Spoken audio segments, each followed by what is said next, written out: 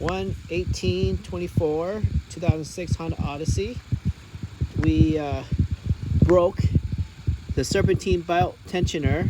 This is a 19 millimeter. It's supposed to look like that, and mine's like broke because I used the wrong breaker bar there, this breaker bar, and I added like extension, and then I added this like thing to make myself have a ratchet because I didn't have a right serpentine tool. And then I added a really long breaker bar, and it finally broke. And once I cranked it forward towards the radiator, that's the radiator to the right, waiting for my daughter to put on her gloves, and I guess my muscle got tired, so I pulled a little bit more, and then snap. And then lesson learned. So $100-something later, got an aftermarket one. I think the dealer was like pretty hefty, like 180 or something like that. So this aftermarket one came out to maybe like 115, and there's like $30-40 ones on Amazon. Don't know about them, but this is called Inna, and it looks pretty good. There it is, Inna, and it's where is it made? It's Shafter Group from United States, tensioner, made in Slovakia. So it's made in Slovakia. I think that's a Eastern European country. Who knows how well they are? But it's like at least $100-something tensioner. So comes with this, and this is a 17 nut, but it is on really tight. So I had to add extension to get that from the top. Get it from the top, and I use this breaker bar to get it out, and I didn't use that drive.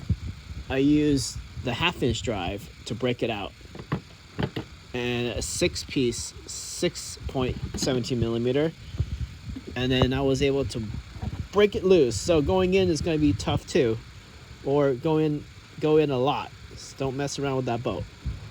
What else can I say? After that, I went to O'Reilly's and got it a tensioner, but it only comes with 18 socket. It doesn't come with 19 for Honda. What a silly socket set.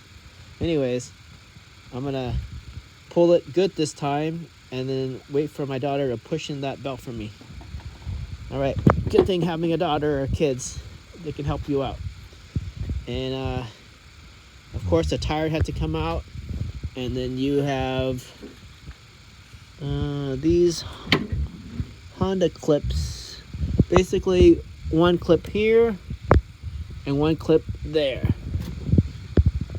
and then I put a bungee cord to the hood and yank this whole thing there, turn this thing to the passenger side, and then if your power steering is open because you've been doing an alternator, make sure you catch it, because that power steering fluid's gonna like ooze out. And that is it. All right, hopefully I get this back and this car runs. Wish me luck. Whisker out. Oh, a really good video that this guy called White Trash did this on YouTube, and I was learning out for him. He is very calm.